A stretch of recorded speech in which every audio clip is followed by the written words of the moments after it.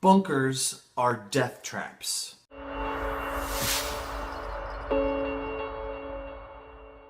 Welcome to Watching the Horizon. I'm Jake. I want to address this overwhelming abundance of talk and posts and Facebook videos and ads. Look, bunkers are death traps. They're really, really expensive coffins.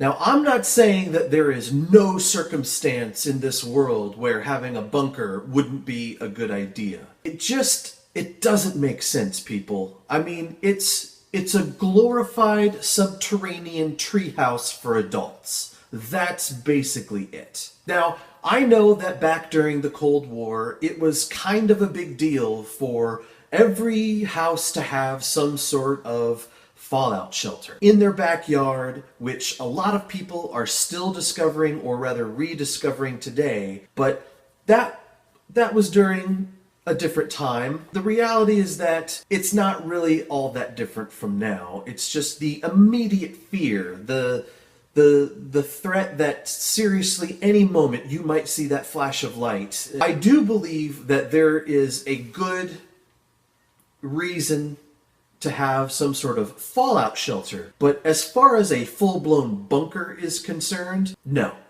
that's ridiculous. Bunkers have some pretty significant drawbacks. They do have some pros, but I think that the cons of a bunker just way overshadow any possible positives that you would ever get. First and foremost is going to be price. Now, you might think to yourself, oh, I'll just build my own bunker.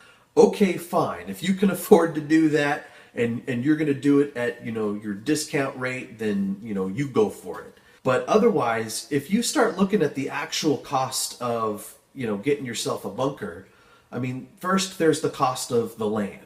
But we won't talk about the cost of the land. Let's just assume everybody has land to put a bunker on. Well, you got to dig a huge freaking hole. Then you got to put in this great big huge contraption, whether it's made out of concrete or whether it's made out of plastic or it's made out of reinforced steel, or maybe it's a shipping container reinforced. I don't know. It doesn't matter. But the point is, we are talking about thousands and thousands and thousands of dollars for something that probably isn't even going to last that long. Number 2 on my list of the biggest cons why bunkers are death traps is if anybody ever finds your bunker, the gig is up. It's over. You're done.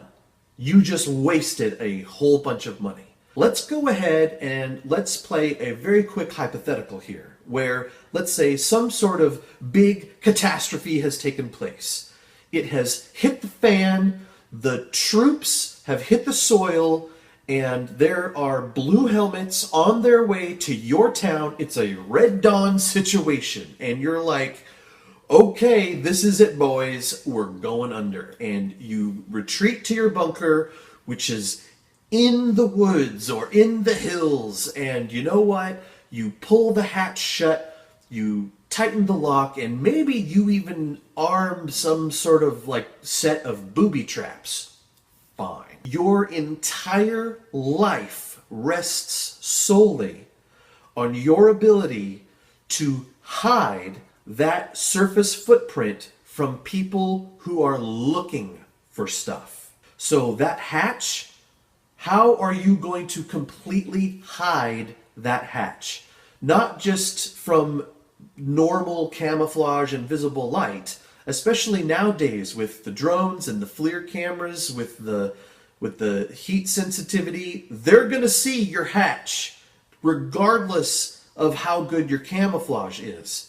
I mean, right now, local small town police departments who have a drone probably opted for the heat-sensitive camera, and I've seen these things in action. They can see prairie dogs in their holes. They don't have to be on top, but they're under the ground, and they're picking up heat signatures. They're definitely going to see your hatch. How are you going to hide those? Even if you're really clever, I mean really clever, noise and sound. You're never really going to know what's going on the surface. Well, maybe you have a contingency and you have a camera set up. Well, what if your cameras are discovered? They will be discovered because people will be out looking. So when they find this stuff, even any kind of hint whatsoever, they're going to start looking. And once you're found out, then what? Are you going to have an escape hatch? And how far away is that going to be? I mean, these bunkers aren't big. You're only as good as your camouflage, and because you're underground, you're immobile. You're stuck. So some kid wandering in the forest with his dog, some hungry family looking for whatever scraps happens to come upon your property, they're used to seeing things out of place in nature. And they're going to find either your booby traps, which is going to alert them something here is worth protecting, and they're going to bring their friends, or maybe they go missing, and their friends are going to come looking for them. Look, again, I'm not saying that bunkers don't have a place.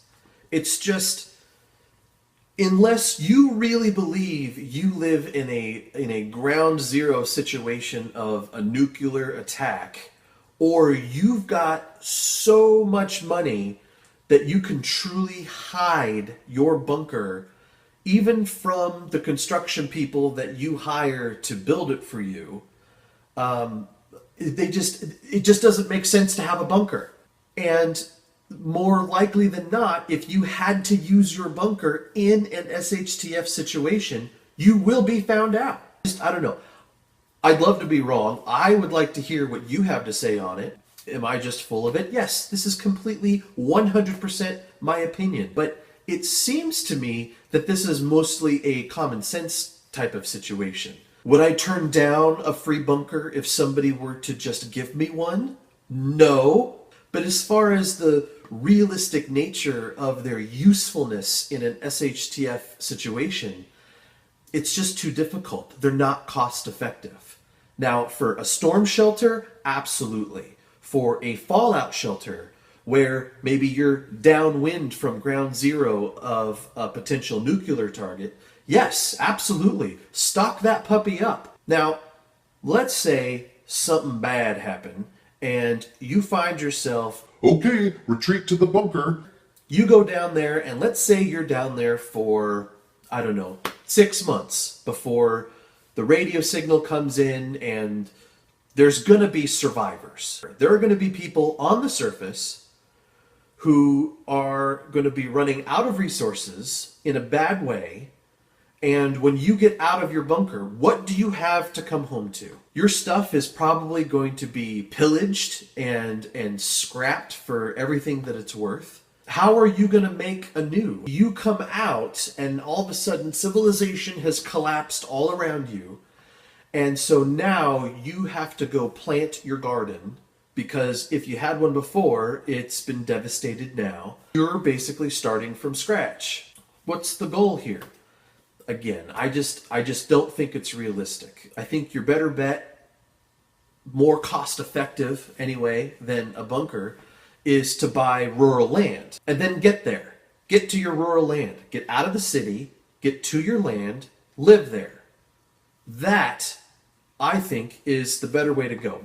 Get yourself out into the country, spend all those thousands of dollars on equipment and a homestead or a bug out retreat, so that whatever that bunker was going to protect you for in the short term, you're still going to be stuck in the middle of whatever when you come out of that bunker. It's not like society is going to be back to normal whenever you come back out. Instead, get yourself a bug out location or a homestead retreat, or whatever, and put your money into that. Now you've got a great piece of land that if you ever decide, that's an asset. You can sell that. There's not going to be a lot of people in the market for a bunker that's going to be able to afford it if you ever had to move or you're looking at resale. Anyway, just some thoughts, just a rant. I'm tired of seeing all these bunker posts about how to build your own bunker, and all you really need is cinder block, and here's how I built my own bunker. And they just fill with water. They're not a long-term solution unless you get really expensive, and then those are just,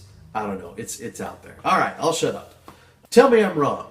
Seriously, I want to know what your opinion is. Do you agree? Do you disagree? What am I not thinking of that I have not addressed? Maybe you'll change my mind. Anyway, all right.